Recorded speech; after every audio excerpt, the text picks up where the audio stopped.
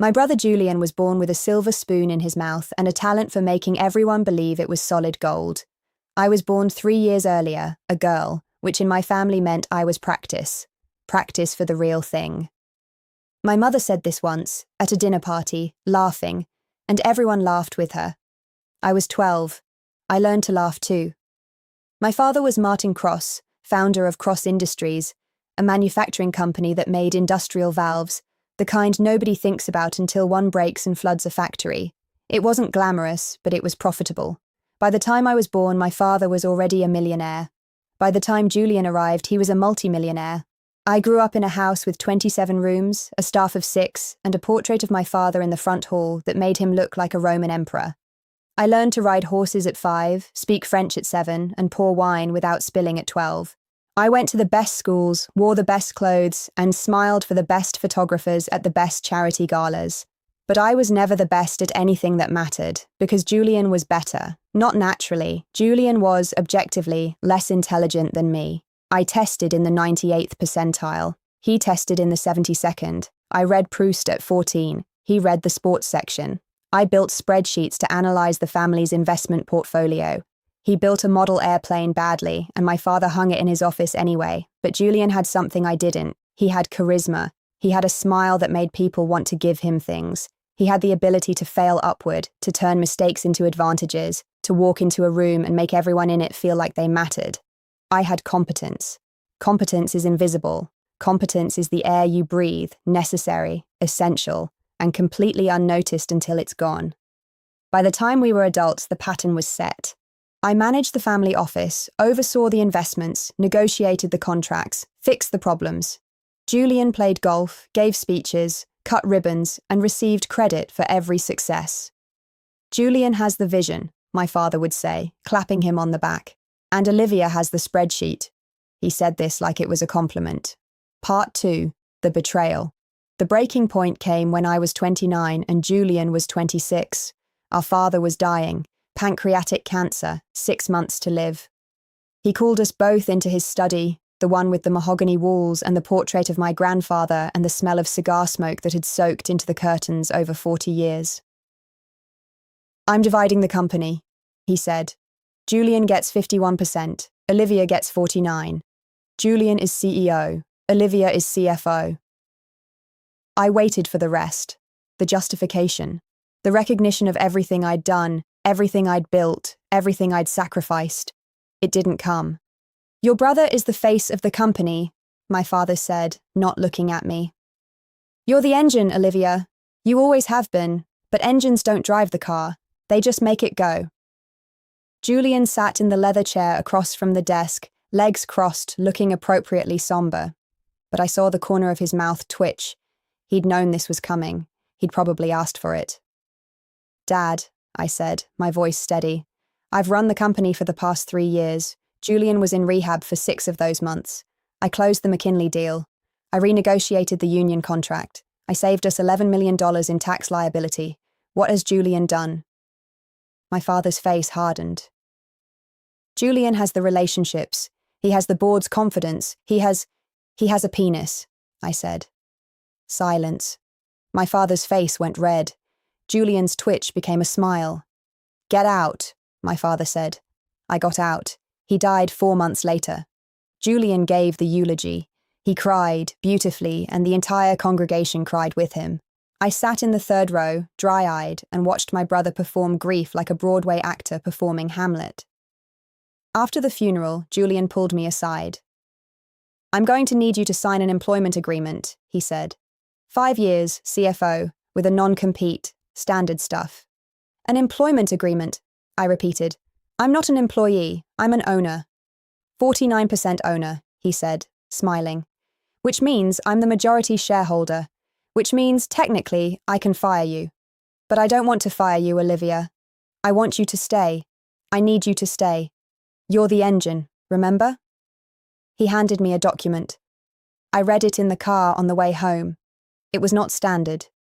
It contained a clause that said any intellectual property I developed while employed by Cross Industries, including, apparently, the financial models I'd built before my father died, belonged to the company. Indefinitely.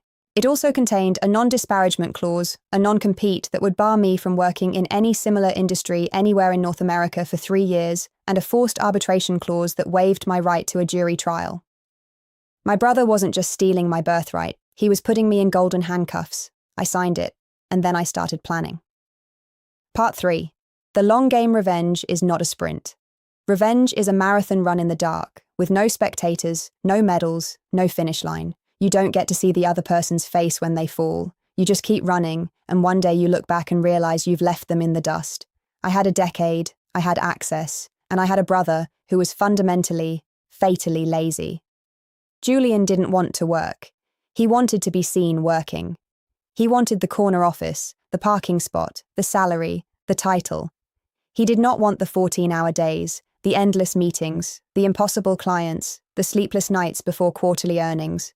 So he delegated, and I was his favorite delegate. Olivia, can you handle the Henderson account? Olivia, the board needs a presentation on Q3. Olivia, there's a problem with the Shanghai supplier. Olivia. I said yes to everything. I smiled. I performed. I made him look brilliant. And while I made him look brilliant, I made small, careful, reversible mistakes. The Henderson account, I accidentally miscategorized a major expense, which triggered an audit, which revealed that Julian had been signing off on his personal expenses as business costs for 3 years. The audit cost the company $400,000 in fines and penalties. Julian took the blame. It was his signature after all, and the board forced him to reimburse the company from his own pocket. He was furious. He couldn't prove I'd done it on purpose. But he knew. I could see it in his eyes. The Q3 presentation, I included a graph that showed a downward trend in profit margins, accurate but devastating. Julian presented it without reading it first. The stock dropped 6%. The board held an emergency meeting. Julian emerged pale and sweating. "I thought you checked these things," he hissed at me afterward. "You're the CEO," I said sweetly. "I assumed you'd want to review the final deck." The Shanghai supplier, I discovered that the supplier had been shipping substandard parts for 2 years. I brought this to Julian's attention in writing, 3 times. He ignored my emails. When the parts failed and caused a major client's factory to shut down for a week, the lawsuit cost us $2 million. Julian tried to blame me, but I had the emails, I had the paper trail, I had the receipt showing that I had in fact done my job. The board started asking questions. Part 4. The cracks, Year 3. Julian's marriage fell apart. His wife, a former model named Alessandra, had been having an affair with the tennis pro at their country club for 18 months. I knew about it for 16 of those months. I didn't say anything. I didn't have to. Julian found out on his own, the way people always do, by coming home early, by seeing a car in the driveway, by hearing a lie that didn't quite hold up. He was destroyed. Not because he loved her, he didn't, not really, but because he hated being humiliated. The divorce was messy and expensive. Alessandra took the house, the car, and a settlement that made the Henderson audit look like pocket change. I sent Julian a fruit basket. "Thinking of you," the card said. "Let me know if you need anything." He threw it in the trash. Year 4. Julian started drinking. Not the fun, social drinking of his 20s, but the lonely, secret drinking of a man who wakes up at 3 a.m. and can't figure out how his life went wrong. I saw the signs, the bloodshot eyes at morning meetings, the tremor in his hands, the empty bottles in his office trash can. I didn't report him. I didn't stage an intervention. I just waited. Because a CEO who drinks is a CEO who makes mistakes. And Julian, even sober, made plenty of mistakes. Drunk, he was a catastrophe. He signed a contract with a vendor I'd flagged as risky. He approved a marketing campaign that plagiarized a competitor's slogan.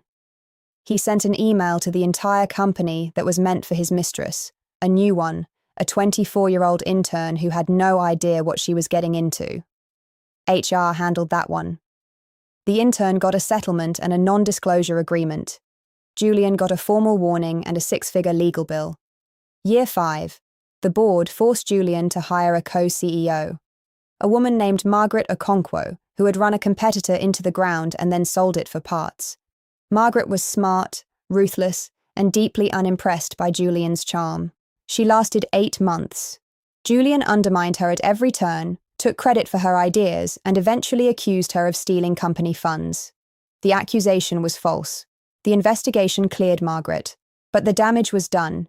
She quit, gave an interview to the Wall Street Journal, and painted Julian as a bumbling, insecure, and possibly corrupt leader. The stock dropped another 12%. Year 6. I stopped covering for him. It was that simple. For a decade, I had been the engine, the fixer, the person who made Julian look competent.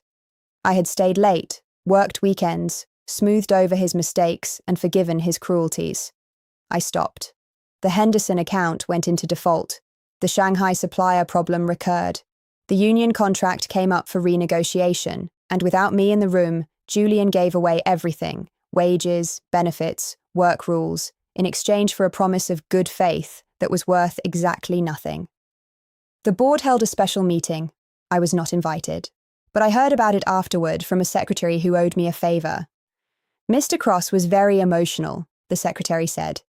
He kept saying that none of this was his fault, that the systems were broken, that his sister had been sabotaging him.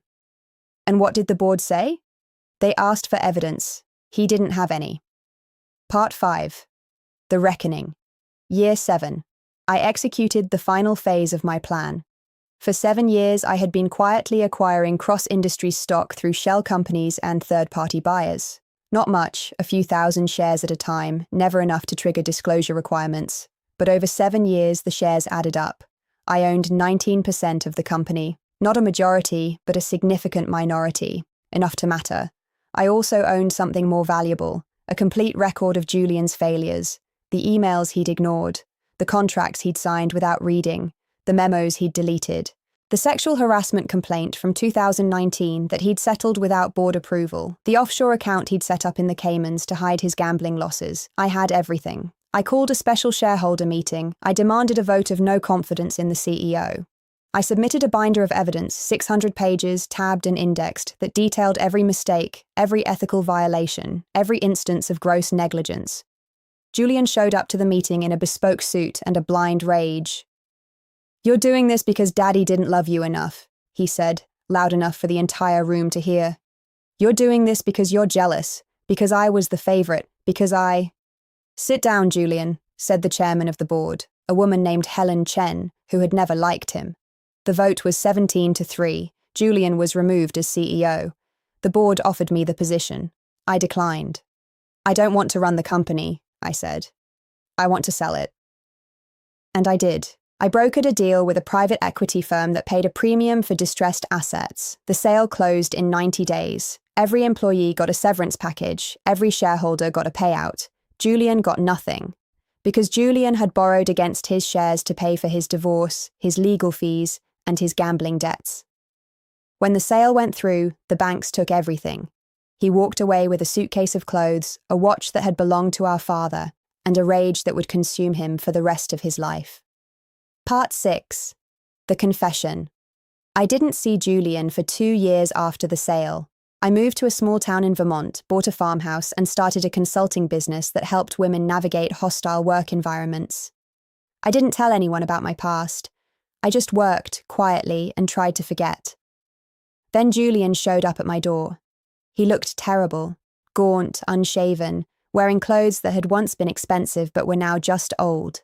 He stood on my porch in the rain, shivering, and for a moment, just a moment, I felt something like pity. "I know what you did," he said. I stepped back, let him inside. "What did I do?" "You sabotaged me, for years. The Henderson account, the supplier, the board presentation. You set me up to fail, and you've been gloating about it ever since." I poured him a cup of coffee. He didn't thank me. "I didn't set you up to fail," I said. "I just stopped setting you up to succeed. There's a difference." He laughed, bitter and sharp. "You think that makes it better? You think that makes you the good guy?" "I don't think I'm the good guy," I said. "I think I'm the sister who spent 25 years cleaning up your messes, watching you take credit for my work, and being told that I was just the engine, not the driver. I think I'm the person who finally decided that I deserved more than crumbs from my own family's table." Julian set down his coffee cup. His hands were shaking. "You want to know the truth, Olivia? I'm listening." Dad didn't give me the company because I had a penis. He gave it to me because I asked for it. Because I went to him 3 years before he died, and I told him that you were planning to leave, that you were going to start your own company and take all the key clients with you, that you had been building a shadow organization inside Cross Industries for years. I stared at him. It was a lie, he said. Every word of it. But Dad believed me. Because Dad always believed me. I was the golden child, remember? I could do no wrong. And you were just the spreadsheet. I didn't speak. I couldn't. So yes, Julian said. I stole from you. I manipulated our father. I took what should have been yours. And you spent 7 years destroying my life in revenge. He stood up. But here's the thing, Olivia. I knew. I knew about the shell companies. I knew about the evidence you were collecting. I even knew about the shareholder meeting, and do you know what I did about it? I shook my head. Nothing, he said. Because I wanted to see if you would do it. I wanted to see if you had it in you. And you did. You destroyed me. Completely. Cleanly. Without a single illegal act, without a single piece of evidence that could be used against you. You played the long game, and you won. He walked to the door. Daddy thought I was the smart one, he said. But he was wrong. You were always the smart one. I just had the charm. He left. I stood in my kitchen, watching his car disappear down the gravel drive, and I didn't know what to feel.